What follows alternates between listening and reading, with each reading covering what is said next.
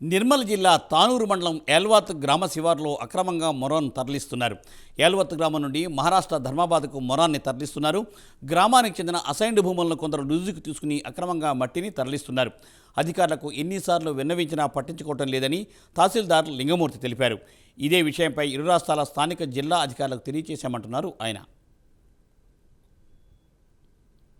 సహకారం ఉంటే మేము తిరిగి వాళ్ళని ట్రేస్ అవుట్ చేసి ఆ యొక్క అక్రమ రవాణా తిరిగి జరగకుండా మళ్ళీ మేము ఆ ప్రభుత్వ భూమిని కాపాడుకునేదానికి ప్రయత్నం చేస్తాం. ఎందుకంటే రెవెన్యూ శాఖలో ఒక రెవెన్యూ ఇన్స్పెక్టర్ తప్పించి గ్రామానికి సంబంధించిన అధికారి లేడు. గతంలో విఆర్ఓలు ఉంటుండే, విఆర్ఏ ఉంటుండే.